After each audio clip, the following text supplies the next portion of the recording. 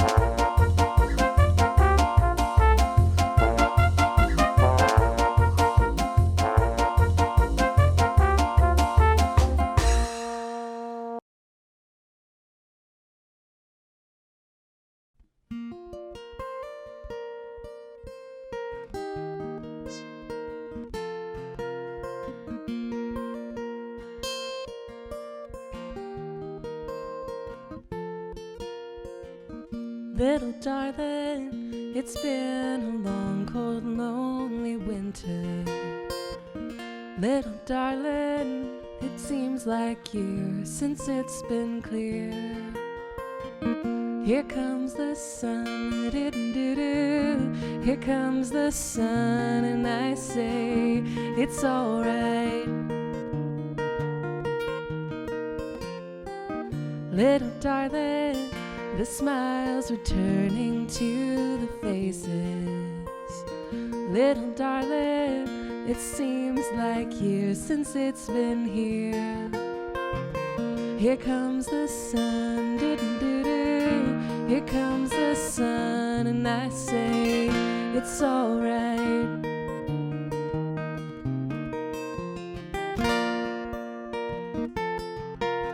Sun, sun, sun, here it comes. Oh, sun, sun, sun, here it comes. Oh, sun, sun, sun, here it comes.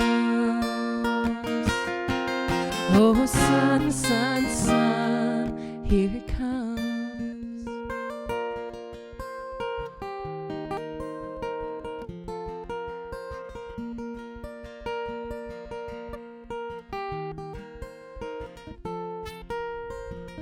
Little darling, I feel that ice is slowly melting. Little darling, it seems like years since it's been clear. Here comes the sun, do-do-do-do. Here comes the sun, and I say it's alright.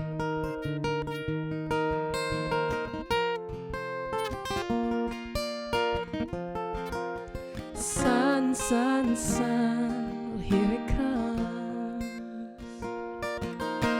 Sun, sun, sun, well, here it comes. Sun, sun, sun, here it comes. Oh, sun, sun, sun, here it comes.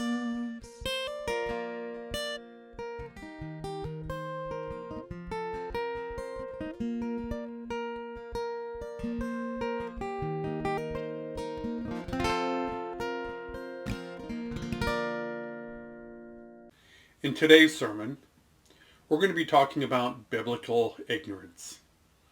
Now, this phrase may sound a little harsh, but nonetheless, today we're still going to be talking about biblical ignorance. Now, many of you who are listening to the sermon may feel like you yourselves are maybe a little lacking in the knowledge of the Bible, and maybe the sermon like this probably it's going to make you feel queasy just from the beginning because you realize your own lack of knowledge of the Bible. But nonetheless, today we're starting to be talking about biblical ignorance. Now, it's understandable that some people are just new to Christianity and just started learning about the Bible, and others have been Christian all their life, and for the past 80 years they've been reading and studying and learning about the Bible. And so it's kind of an unfair to match one against the other. But today we're still going to be addressing biblical ignorance. Now, some people have had the opportunity to go to college and attain advanced degrees, well, for many different reasons. Others have not had that same opportunity for an education.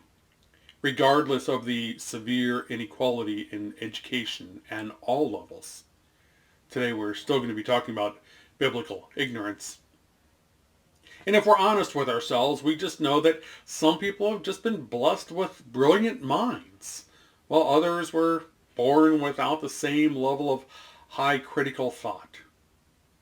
Even though we acknowledge this biological difference in humans, the difference in ability to learn and think, today we're still going to be talking about biblical ignorance. Well, by now I hope everyone has maybe picked up on the fact that today's sermon is going to be about biblical ignorance. Now, I've been teaching at the university level for about 7 years now. This semester is my first semester that I ever gave my Introduction to World Religion students a test on the very first day of class. These questions were some of the most basic questions about the Bible. Of course, I had to throw in a couple of typical Brad Jagger questions like how many kings visited Jesus, which, by the way, is still a very basic question. But other questions on this test were even more basic and straightforward. No tricks at all. One of the most basic, easy, straightforward questions that anyone can ask, probably any Christian, about the New Testament is name the 4 Gospels that are in the Bible. Well, questions don't get any easier than that, do they? How are you doing with that question? The most basic question you can ask about the New Testament. Can you name the 4 Gospels in the New Testament? The answer is Matthew, Mark, Luke, and John. Now think about the students in my class. These students had to reach a certain intellectual benchmark just to get accepted into college. In addition to being a concentrated sampling of intellectual young adults, this is a religion class. These students do not have to take this class. There are other options for other classes.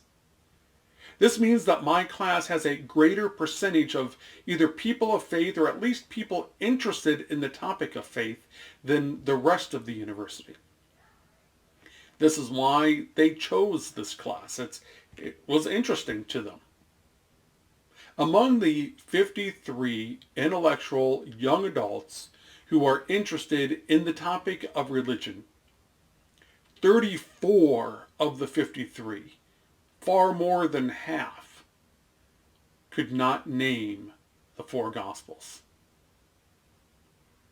Of the 34 who could not name the 4 Gospels, 32 of the 53 students, 32 of them, failed to name one gospel correctly.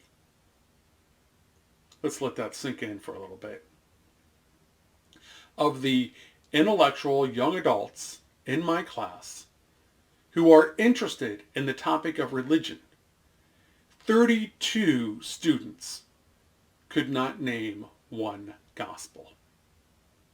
Only half the students in the class could name the very first book of the Bible. So how are you doing with this test so far? Can you name the very first book in the Bible? I'll give you a hint. Phil Collins was the singer. The first book in the Bible is Genesis. Only half my students knew that the first book of the Bible was Genesis.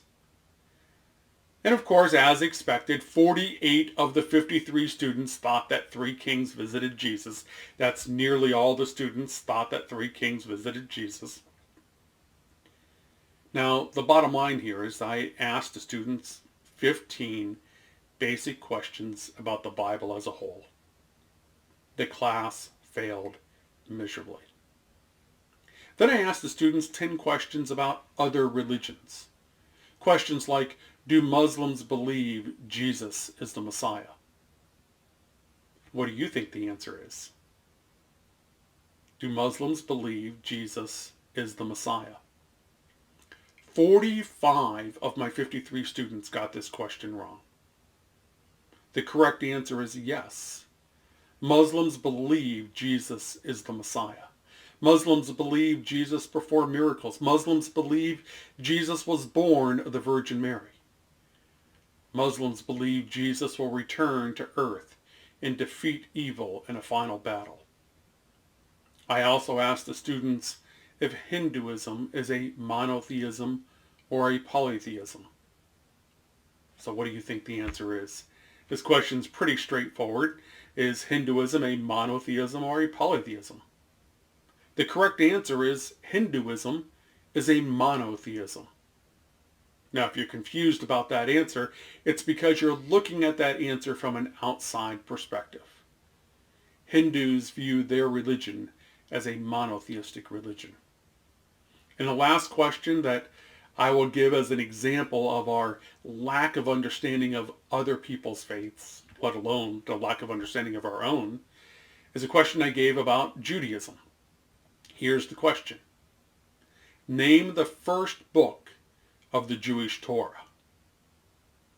Do you know that answer? What's the name of the first book of the Jewish Torah? Out of 53 students, 46 of them, nearly all of them, could not name the first book of the Jewish Torah. The correct answer is Genesis. The Torah, the Pentateuch, Hebrew Scriptures, Old Testament. Remember? Kind of the same thing. So what's the deeper point of highlighting the extreme levels of biblical ignorance? For 7 years, I have been engaging my students in theological debates. And believe me, these students have very strong opinions. For example, when we begin to talk about the Israeli-Palestinian conflict, these students have strong opinions on both sides of that issue. When we go to the Bible to look for a biblical claim for the Promised Land, we look to the story of Abraham.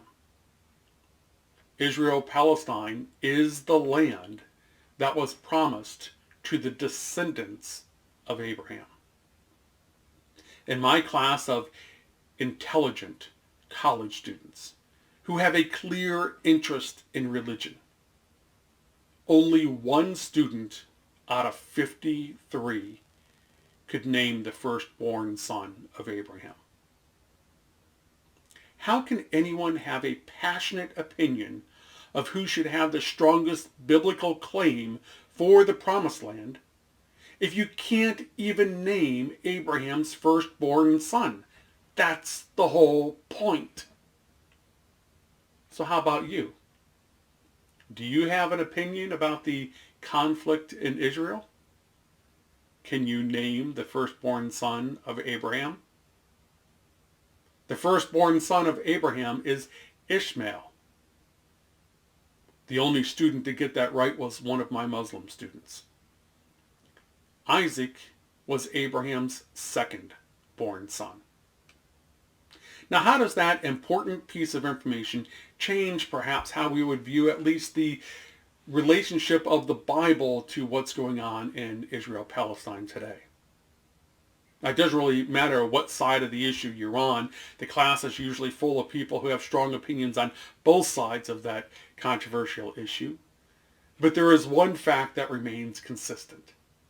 All of them are speaking out of ignorance, because they're all referring to a Bible they know nothing about. We can also look outside the Bible and realize this conflict has little to do with the Bible and has little to do with religion at all, for that matter. Most Christians are ignorant of the fact that 80% of the Jewish population in Israel today are secular and not religious at all. They're Jewish by birth, but not Jewish by practice of religion. Most Christians are also ignorant of the fact that 1/3 of Palestinians are Christian. These are kind of important facts. Most people who are arguing are simply doing so out of ignorance. But let's go back to the Bible specifically. Our focus is specifically biblical ignorance. In class, when we talk about who Jesus was, what Jesus believed, these students have very strong opinions. Yet most of these students can't even name the title of each of the 4 Gospels: Matthew, Mark, Luke, and John. The 4 Gospels is the part of the Bible that talks about Jesus. Many people don't realize that the entire rest of the Bible doesn't even talk about Jesus. The other books may refer to Jesus or talk about the idea of Jesus, but only the 4 Gospels talk about the person of Jesus, who he was, what he did, what he taught.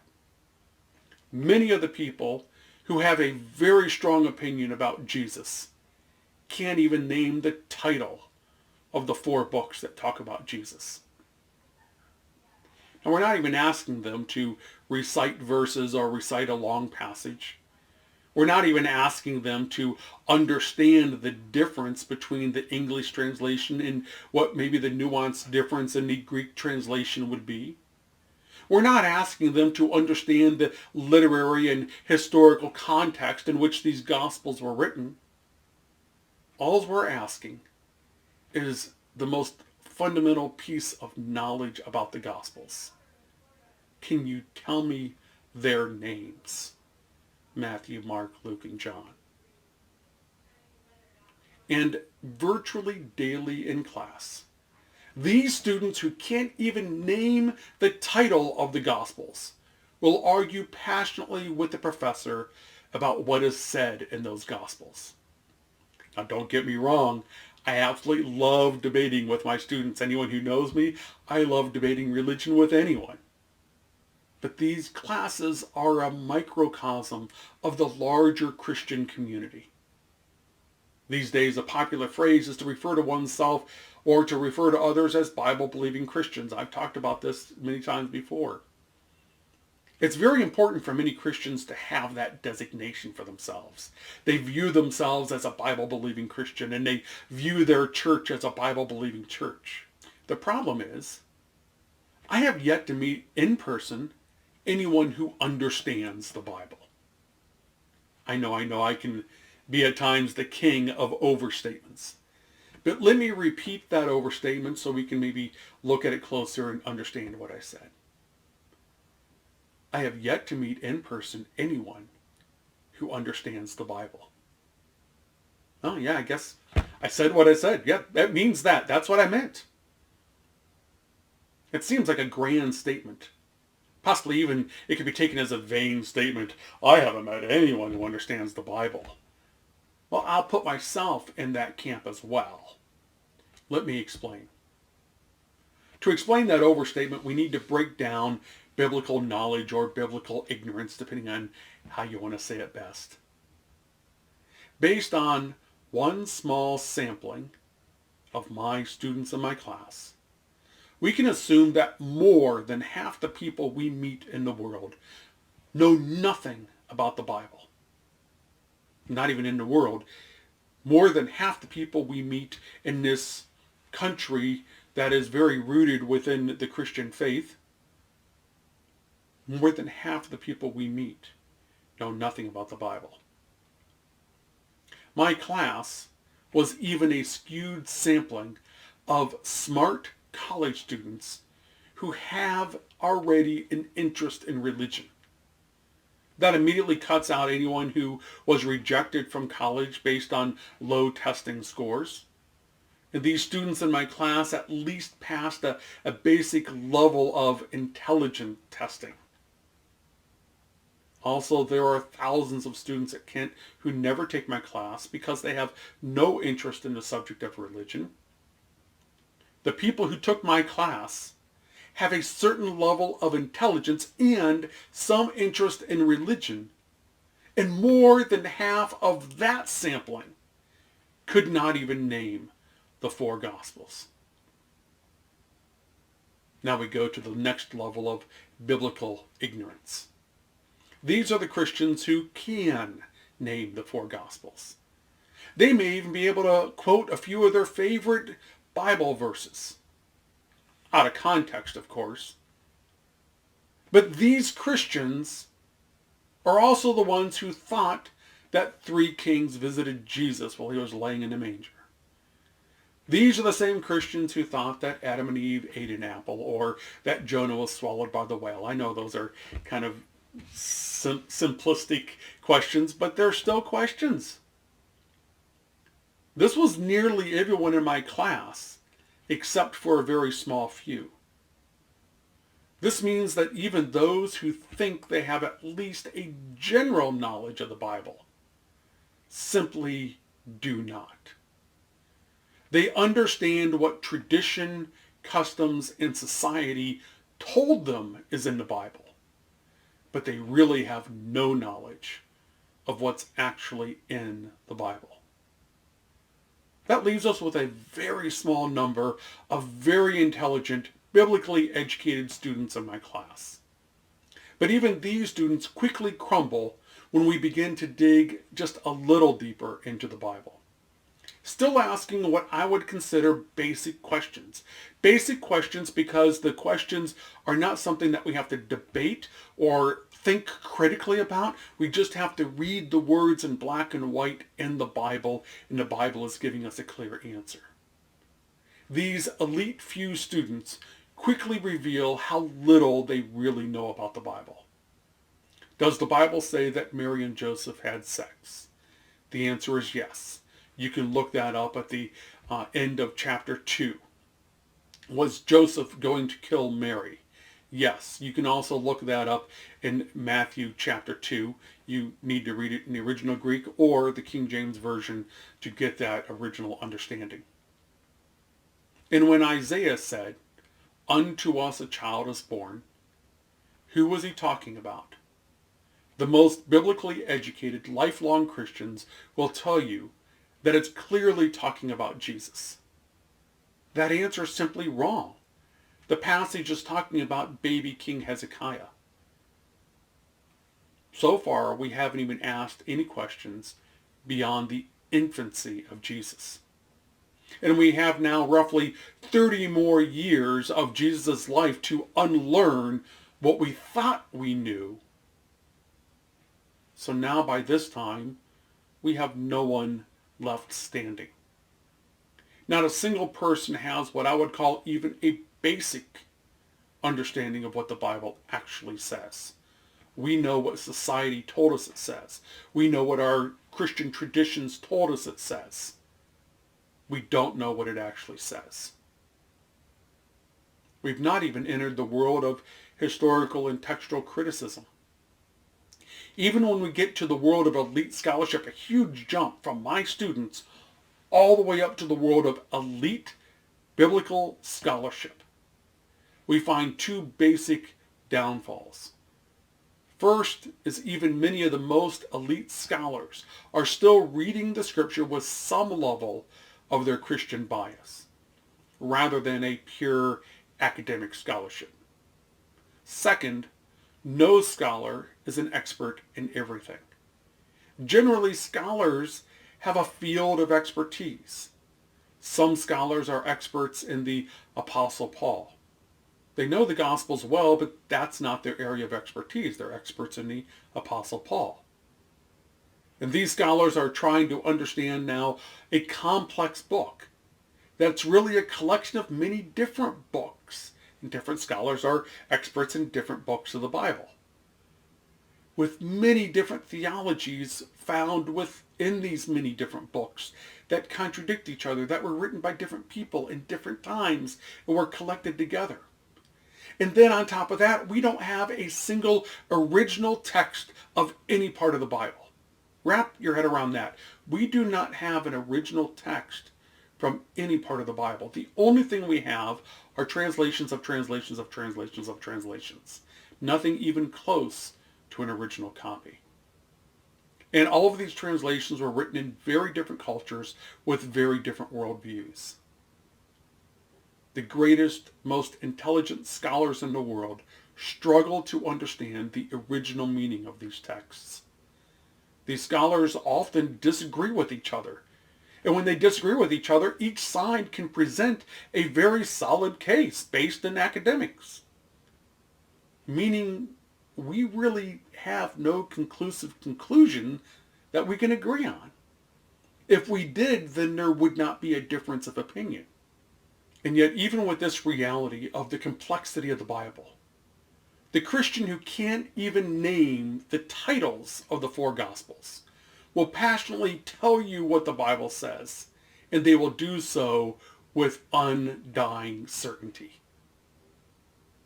And I know what was going through many of your heads as you were listening to the sermon. You were thinking of that Christian who really doesn't know the Bible, but they're always telling you what it says and what it means. You were thinking of a certain brand of Christianity who does this kind of thing all the time. This sermon is not limited to those Christians. This sermon was about all Christians. Conservative and progressive, mega church and tiny church, mainland church and non-denominational churches, die-hard Christians and CNE Christians. Now, this is not to say that no one has the right to state their belief. This is not to say that no one can have a theological view or debate that theological view. Again, everyone knows I love doing that. But it does caution us about debating in such absolute terms, regardless of which side we stand on. We are all on a spiritual journey. We may be searching for spiritual answers, but we do not have the answers. Only God has the answers, and we are not God. The first step to true biblical knowledge is to know we know nothing.